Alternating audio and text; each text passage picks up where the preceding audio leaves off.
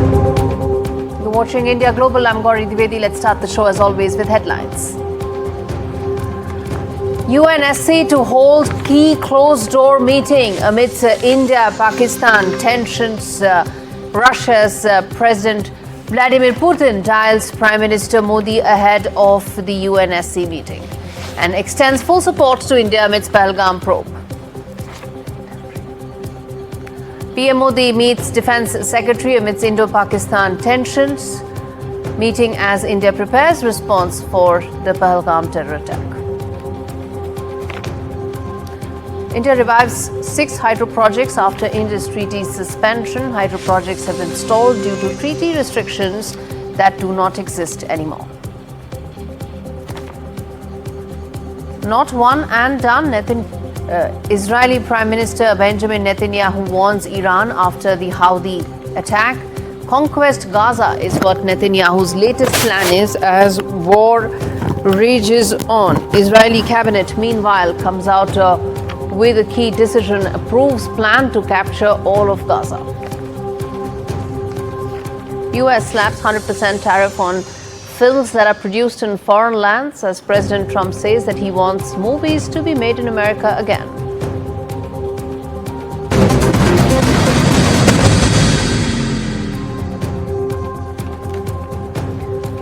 Roughly 2 weeks since the dastardly Pahalgam terror attack took place, the United Nations Security Council will hold close consultations today to discuss the tensions between India and Pakistan. So far, out of the 5 permanent members, China, France, Russia, UK and the US, 4 have signalled strong support for India. They have backed India as far as this terror attack is concerned that took place on a tourist site where 26 innocent civilians lost their lives. Meanwhile, a week after India suspended the Indus Waters Treaty with Pakistan, it has now revived 6 hydropower projects in Kashmir, including increasing the reservoir capacity of storage at the TWC hydroelectric project. Once these 6 projects are completed, Jammu and Kashmir could generate up to 10,000 megawatts of electricity. This is crucial given that if the Indus Waters Treaty were still operational, India would have had to give Pakistan 6 months' notice before starting this construction, during which time Islamabad would have mounted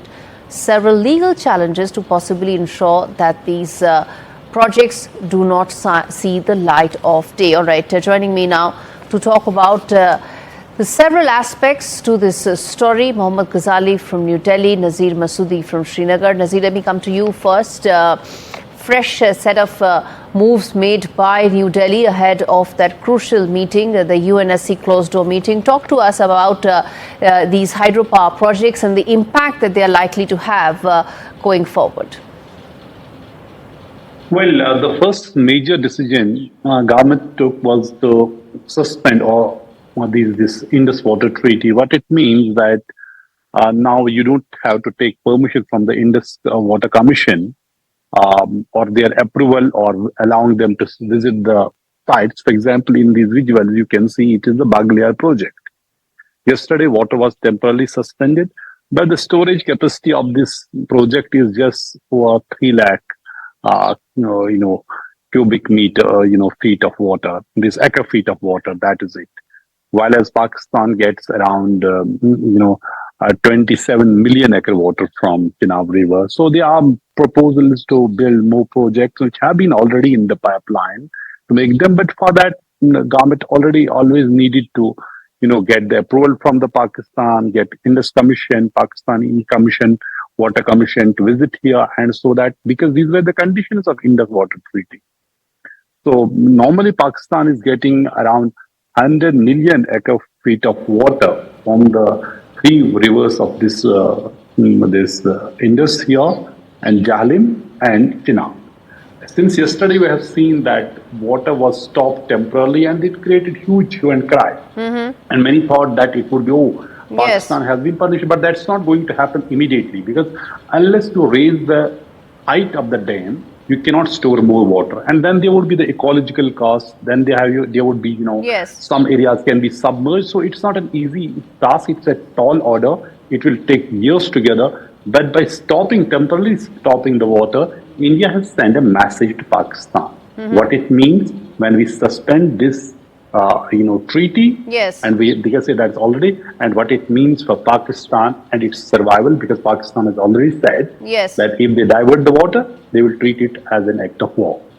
All right. In fact, stay with us, Nazir, because I want to now talk about the other aspects. So we are covering and focusing on the India-Pakistan tensions that have escalated for three reasons after the terror attack that took place on Pahalgam. One, of course, is the aspect that Nazir was pointing out, New Delhi's actions, New Delhi's water warfare, the details that you see on your screens. The other two aspects, remember, Pakistan continues to violate the ceasefire at the line of control, even as measures are now set to be taken going forward by New Delhi on multiple counts. But ahead of that, there is now the UNSC closed-door meeting that will take place by India time, 1:30 in the morning IST I'm talking about. And ahead of that, a very crucial meeting, phone call took place between President Putin and Prime Minister Modi. What does that mean? Signaling the support coming in from one of the P5 members. Ghazali, talk to us about the messaging, the optics that this sends out ahead of that crucial meeting. See, Gaurie, not just regarding this UNSC meeting, which is going to take place, as you mentioned, the schedule, the External Affairs Minister, Dr. Jaishankar, has been talking to non-permanent members of the United Nations Security Council. And then Prime Minister Modi receiving a phone call from Mr. Putin, the Russian president. That shows that how India and Pakistan, they both have been diplomatically jostling to gather more support. And evidently, we have seen that how the P5 countries have shown support to India for condemning the Pahalgam terror attack there. And Mr. Putin went on to say that he is with India when it comes to act against terror, and this is not a new alliance between India and Russia. And with with most of the members of the P5 countries, as well as many other countries who are non-permanent members, India already has a joint working committee or a group or mechanism to tackle global terror. And we have seen that in the last 6 months or so, that whenever Prime Minister goes on a foreign visit to any such countries, or even these foreign dignitaries come to India, a key part of our MOU revolves around tackling global threat. So that is one part, that how India has managed to gather a lot of support, and that will be quite evident when this Security Council closed door meeting happens. But very interesting would be to see Pakistan's stand, because in this entire Pahalgam terror attack, we know that who is the victim and who has been the aggressor. Now, what will be Pakistan's logic or excuse or kind of a standing when it comes to describing the Pahalgam terror attack? That would be interesting to see, whether Pakistan will be able to defend it, and what would be its talking points, and how India will counter it. That would be a interesting read as well as a visual to see. All right, let's leave it there. Thank you so much, both of you, Nazir and Mohammed, for joining me to talk more on this story. In fact, ahead of that key UNSC meeting on India-Pakistan, let me put out now the big questions that we always ask on India Global before I open this up to experts joining me. First up, in fact, will world isolate pariah Pakistan at the UNSC closed-door meeting that will take place? Secondly, will the P5 countries now condemn Pakistan in that many words? Remember, they've backed India. One of them, in fact, held a call with India just hours before that meeting. But will they now come out with a statement condemning Terroristan, Pakistan? The third, how will India's water warfare actually dry up Pakistan? That's a very key part of it, because Pakistan has been talking about it. It wants to escalate this. Remember, it's a bilateral issue. New Delhi is very clear about it. But will that actually find mention on the UNSC meeting? And lastly, what does Iran's foreign minister's meeting to Pakistan actually mean to India, and will that have a bearing on that closed-door meeting? Joining me now to talk more about this is, in fact, Achal Kumar Malhotra, former ambassador, as well as General S.P. Sinha, to understand what could be the larger takeaway of this. And in fact, Ambassador Malhotra, let me start with you. As we speak ahead of that crucial meeting, I come back to what I started this discussion with, which is that there is a global support that is firmly and squarely behind India, and one is seeing that ahead of a meeting that Pakistan called. Pakistan wants to raise this issue, an international issue, but the world stands firmly and squarely behind India. Ambassador Malhotra. No, there's no doubt about it, because Pahalgam terror attack, we are the victim. And the entire world has been unanimous in condemning the attack, and they are always in every global forum, in all joint statements, in all bilateral statements, there is invariably a condemnation of terrorism and a determination to fight terrorism in all forms and manifestations. But that's the general position. Now, coming to the specifics, will they hold Pakistan responsible for this? By they, will they name and shame Pakistan? In the United Nations Security Council meeting, which is taking place now, very difficult to say because China is there. And China is very, despite the fact that they are sending a lot of feelers to India that they want to improve relations with India. But naming and shaming Pakistan in the UN Security Council meeting today looks very unlikely. This meeting is taking place at the initiative of Pakistan, and I think they have a predetermined agenda, and that is twofold. One, they would also try to project themselves as the victim of terrorism. Yes. Which, because of the TTP, they have been having terror attacks. They will deny, they will say they have absolutely no role in the Pahalgam. And thirdly, they will try to shed, tears. They say India is trying to punish us, give us punitive measures, taking punitive measures, like the Indus Waters Treaty, stopping water, which is against humanity, blah blah blah blah. Okay. So the world being with us. The point is not what Pakistan is saying, but the point is whether the world believes this bluff or not. That's really the larger point. No, they don't believe, but they will not name or shame Pakistan in the UN Security Council. I can give you in writing today. General Sinha, what would you like in terms of your expectation from this meeting? You see, it's my belief that Pakistan has got moles in a United Nations Security Council. There are countries who directly or indirectly support Pakistan. One example I'll tell you. Then in United Nations, the mention of the fact that the terrorists asked for the religion of the people who have been killed and then killed them. They asked, are you Hindu? And then they killed them. That line is gone. Under whose influence? Chinese influence. That means, imagine the TRF, the Resistance Front of China, which is an extension of Lashkar-e-Taiba, 2 days after the incident admitted that we have done it. Under pressure from ISI, after 4 days they withdrew. The fact of the matter is that there is enough intelligence report and we have satellite communication intercepts which proves that Pakistan is involved. And there is no mention in United Nations. United Nations has taken any corrective action after 1947 to correct root cause of terrorism of Pakistan, which is the epicenter of terrorism. Yes. Nothing happens. It is put in FATF, then certain important countries start playing politics and it is removed from FATF. The country which deserves to be put in blacklist is removed from grey list. Indeed. If this is the way world has to function, then countries like Pakistan will have their free run. The question is how they far won't have their free run. They won't have their free run because the world is able to see. Gaurie, I'm telling you, they have got moles in the system. What action have they taken against Pakistan till now? I want to ask. Ambassador Malhotra, do you think what action against 9/11? Okay. 26/11 case. What action? Let me put that out to Ambassador Malhotra, which is that while you expect that there will be no naming and shaming of Pakistan at the UNSC closed door meeting, what do you expect could be the next course of action? Remember, diplomatically, there is a lot of support. Within the Trump administration, there is great amount of support. They put that out on record. Likewise, around the world as well. So what do you think could be India's next course of action after this?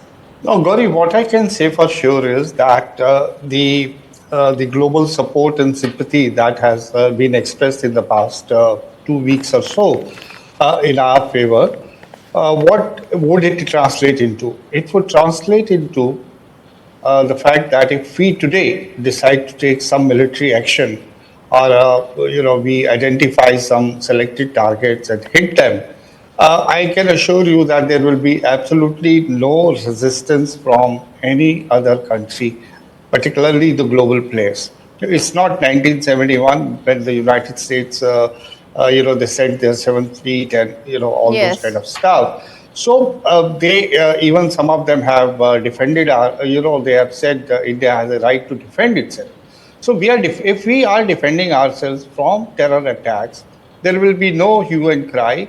I say so because of late the new normal is use force to secure your political rights if the need arises. This is what Azerbaijan did in Armenia. This is what Russia did in Ukraine. Well, this is what Israel is doing in Hamas. So this UN Security Council will end up by making once again an appeal to both sides to exercise restraint. They will express their but they will not address the root cause. That's what you are saying. They will not address the root cause, making this entire exercise meaningless at some level. Gaurie, even outside the UN Security Council, everybody has the good terrorists, bad terrorists. If the terror organization is aiming against United States of America, they'll do anything. In our case, if there is a India-specific terror, the best they will do is intelligence sharing, real-time intelligence sharing, and beyond that, nobody is interested. Nobody is going to do.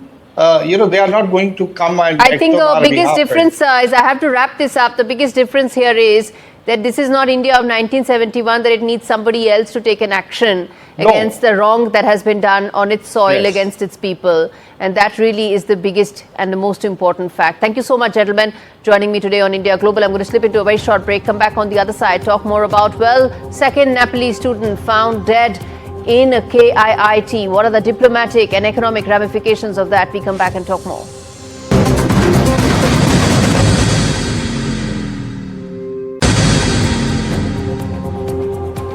Members of National Assembly in Nepal are now calling on the government to stop sending their students to Odisha's Kalinga Institute of Industrial Technology, or KIIT, following the death of two Nepalese female students under unclear circumstances in a matter of 3 months. The Parliament Secretariat says that lawmakers have proposed that no objection certificates now be withheld from any student that's planning to enroll at the institute. Remember, there are diplomatic, economic and larger ramifications of what is unfolding at KIIT. The External Affairs Ministry says it is aware of the situation. It is ensuring that probe is taking place, and the Government of India also wants that there should be an impartial probe. The UGC has done so as well. But what are the ramifications? Let's get in Lokraj Baral, who's the former ambassador of Nepal to India and also professor of political science, joining me to talk more on this. Sir, I think most people in New Delhi are deeply cognizant of the impact that these two unfortunate students have had in terms of the larger relationship between India and Nepal. How do you see this? What do you think should be the next course of action here? Actually, there is an investigation going on, and we cannot come to the conclusion that so and such thing had happened. And unless the details are there, nobody can pass any kind of judgment on the issue. Because people here are concerned because two girls, actually, for the last 3-4 months, two girls have been, killed there. That is the concerns expressed by some members of parliament, and of course that is quite natural. But I don't think that is going to create major impact on India-Nepal relations. And that's, I think, the larger point, isn't it? That India is supporting probe. India is trying to ensure everything that can be done is done. And these cases do not spiral into larger issues. But how do you see this now being seen in Kathmandu, given the fact that lawmakers are now wanting to take stricter action? How is Kathmandu viewing this?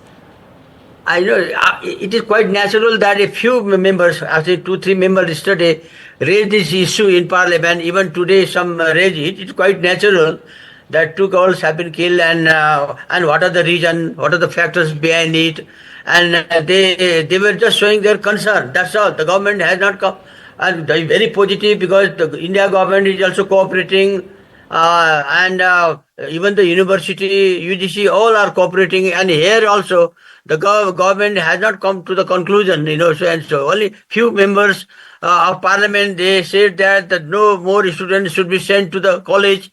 That is the kind of concern, and I don't think that is going to create a major impact on major issues of India-Nepal relation. All right, sir, we leave it there. Thank you so much for giving us Kathmandu's view on an unfortunate story which may snowball into a bigger relationship issue between India and Nepal. Shifting focus now from one neighbor to another. From Nepal, I'm now shifting focus now to Bangladesh, where Bangladeshis are now being given visas at 24 hours turnaround period by China. What is the larger impact of this? Is it trying to fill a vacuum, given that many of them were actually coming to India on medical visas? What's the larger impact of something like this? Dr. Brahma Chilani joins me to talk more on this. Dr. Chilani, green channel for Bangladeshis' medical visas is bound to have a larger impact on our strategic calculus, isn't it? Well, not really, because how many Bangladeshis will go to China? The reason why the bulk of Bangladeshis wanting medical treatment overseas who are coming to India is because they could find Bengali-speaking doctors in India. Going to China, there will be a language problem for them, plus the cost of medical care in China is about 50% higher than in India. Bangladeshis have the option of going to Thailand or to Singapore, but the treatment costs both in Thailand and Singapore are higher than in India. So that will be one limitation on China rolling out expedient visas, medical visas for Bangladeshis. The problem is this, that the Indian High Commission in Dhaka is operating at reduced staff strength because it's still not safe for Indians to be in Bangladesh.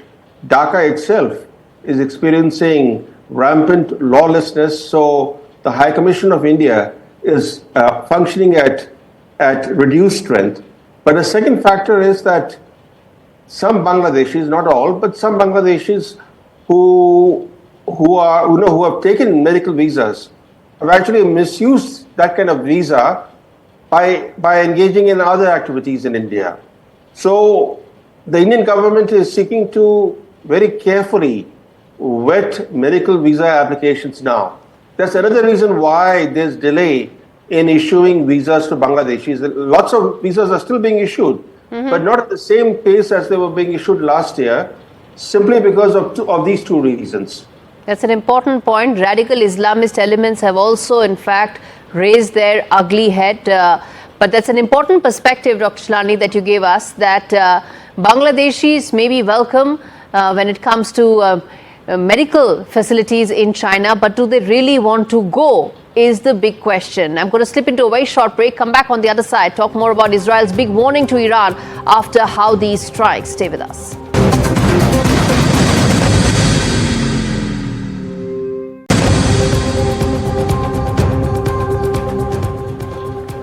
Israeli Prime Minister Benjamin Netanyahu has pledged multiple strikes against Yemen's Houthi rebels after a missile fired by the Iran-backed group landed near its airport, the country's main international airport.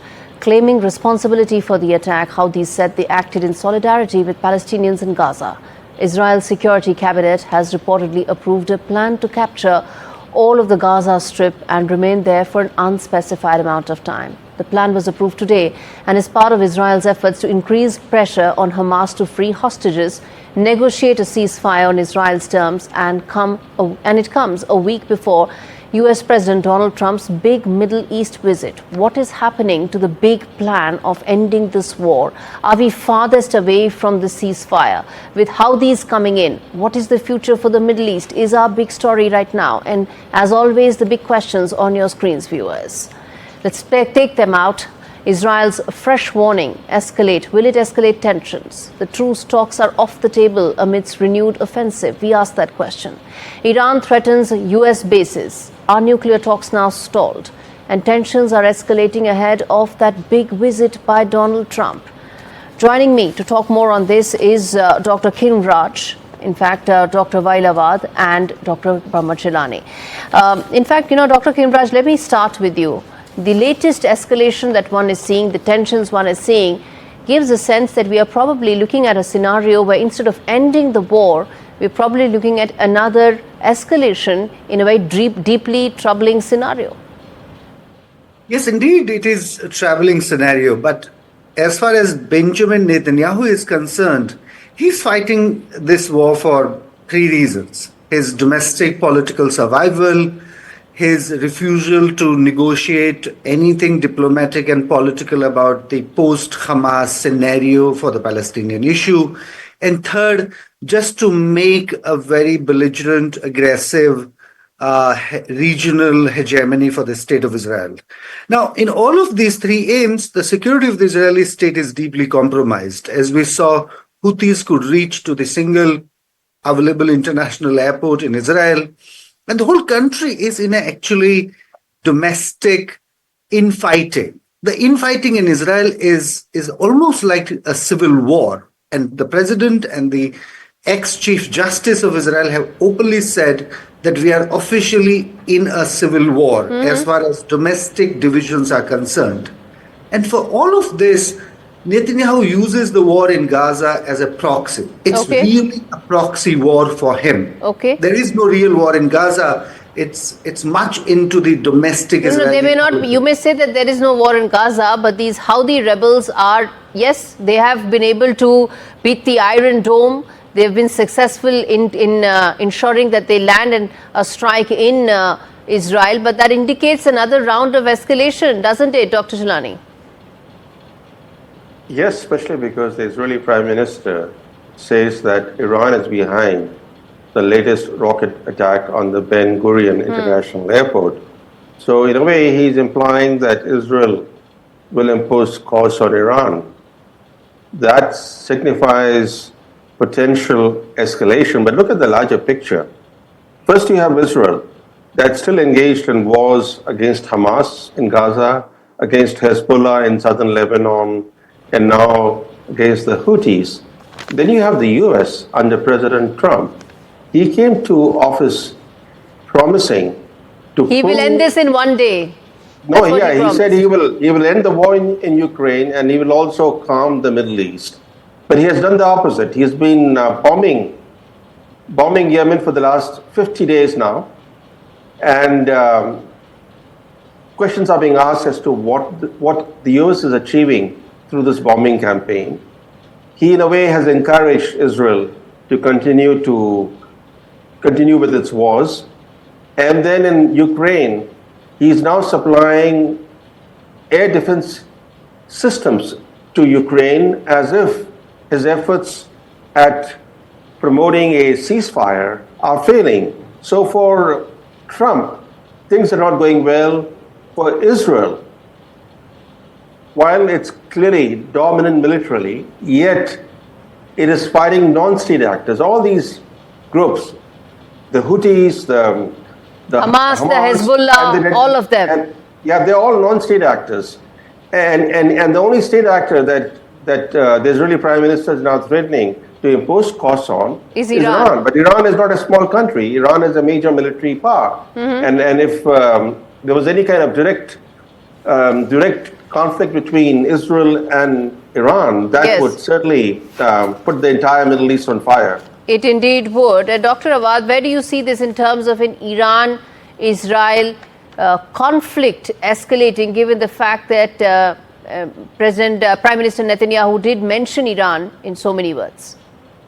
Well, I think to give the benefit of doubt to President Trump that he does not want to have a war, when the Prime Minister Netanyahu went last visit to the US, to the White House, he came out disappointed because he failed to make the American administration take on his terms and agree on a regional war or expanding it into Iran. So Iran has been on the main target for Israel. In fact, what Dr. Brahma have missed is Syria, that has been getting the brunt of the Israeli bombing throughout the night and the day for no reason now. You have already removed Hezbollah, you removed Iran, you removed Assad. But then also the same group which you have supported since 2013, now they're saying these are terrorist group and we have to keep bombing them. So I think what is the survival of Netanyahu is the more he continue in power, the more he has to continue war in the region. And I think the Houthis have given him the message that they are independent with Iran. No doubt that Iran have supported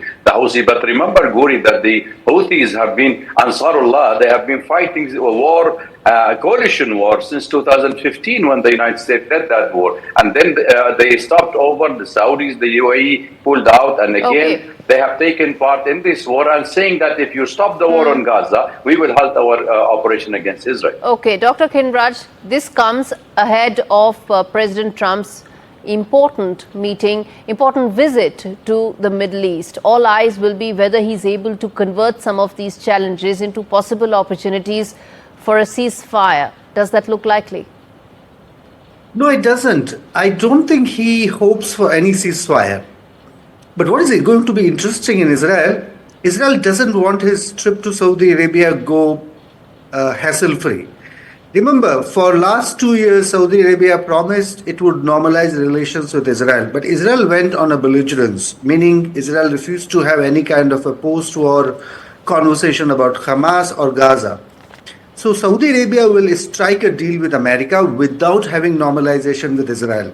That's a big diplomatic loss for the Israeli state. Second, in the last 2 weeks, Netanyahu has made it very clear that he's not happy with Trump administration when it comes to Trump's policy towards Erdogan in Turkey and Iran.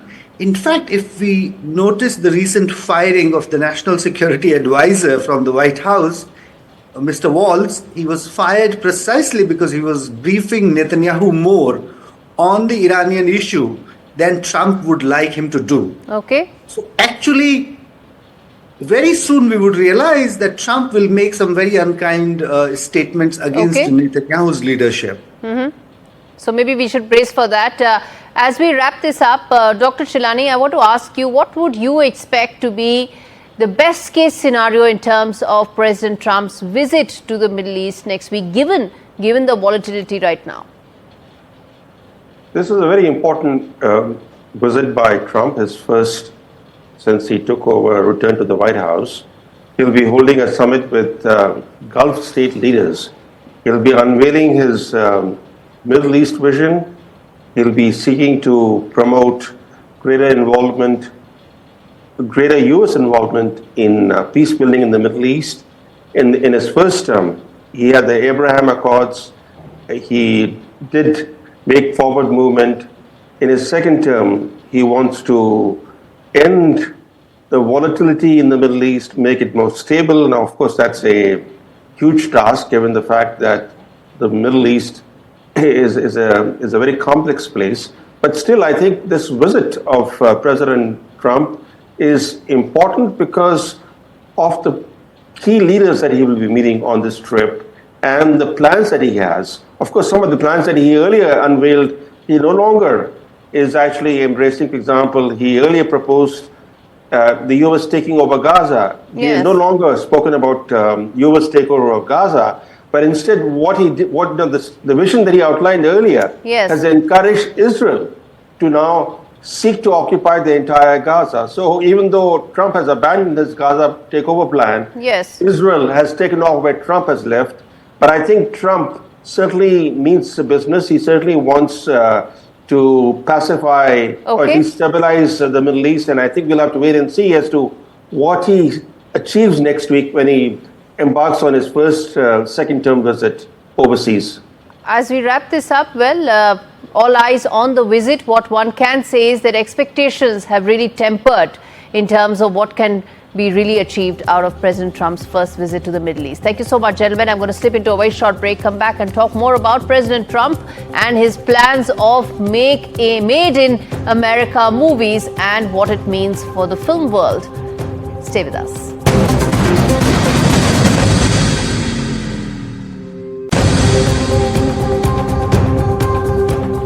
US President Donald Trump has now announced a 100% tariff on all movies that are produced and made in foreign lands, quote unquote.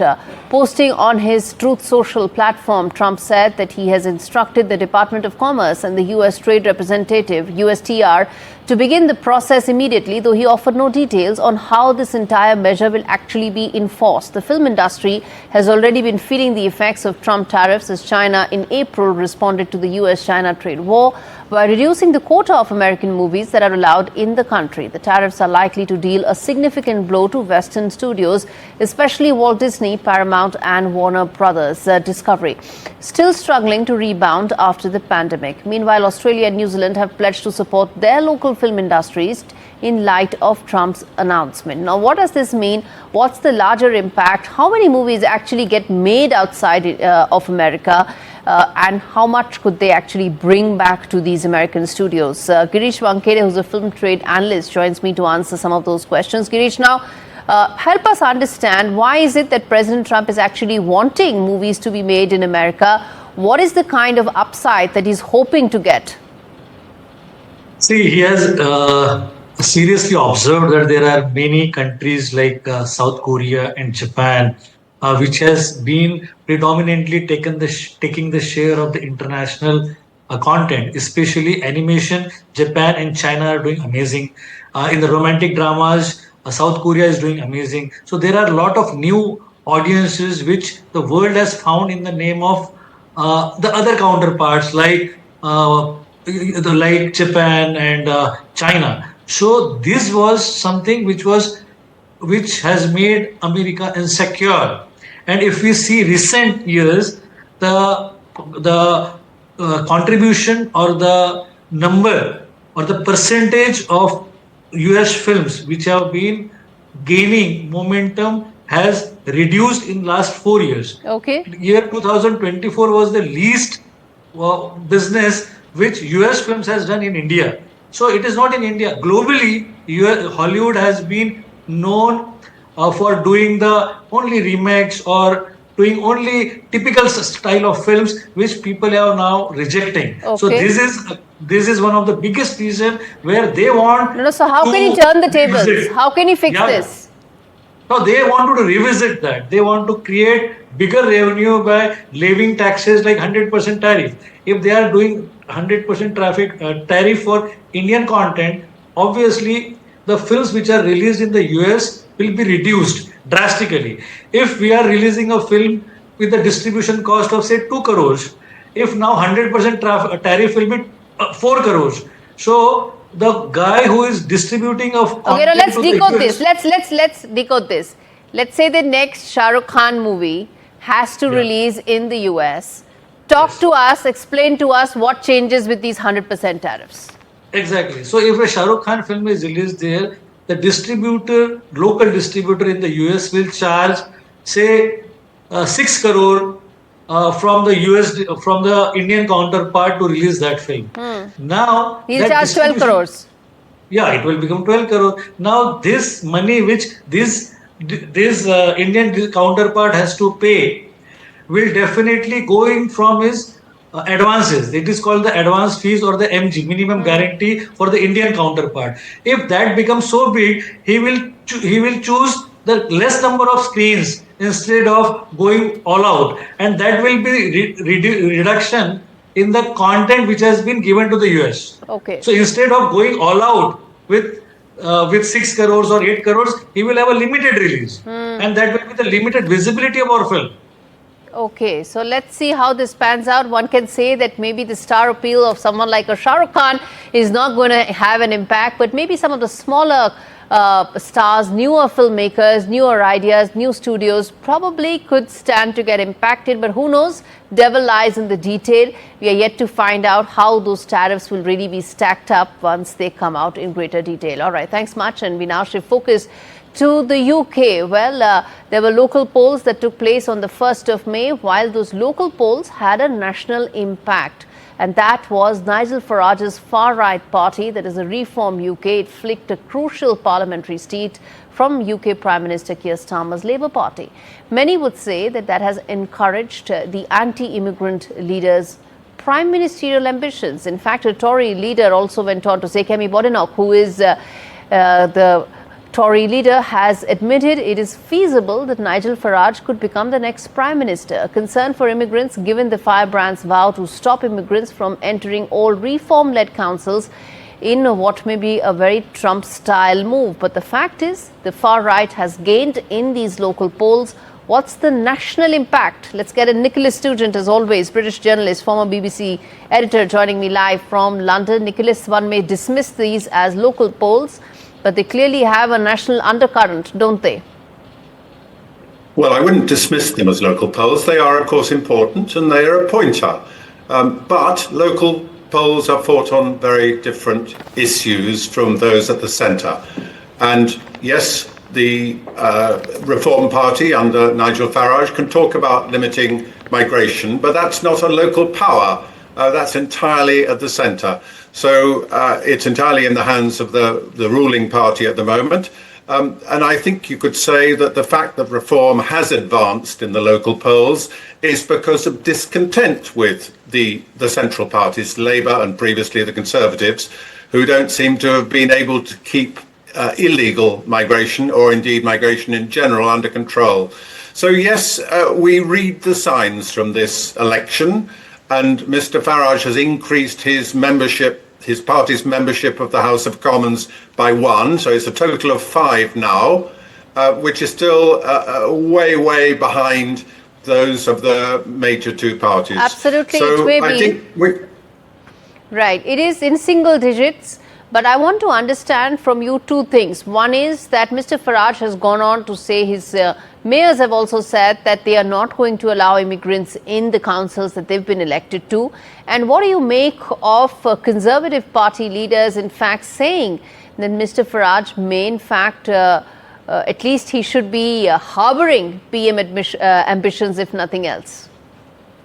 Well, he definitely does harbour those ambitions, no question about it. And that was the case even before these local elections. He would love to be Prime Minister, and a lot of people would like to see him Prime Minister. I'm only really pointing out that it's a long haul before he gets anywhere close to that.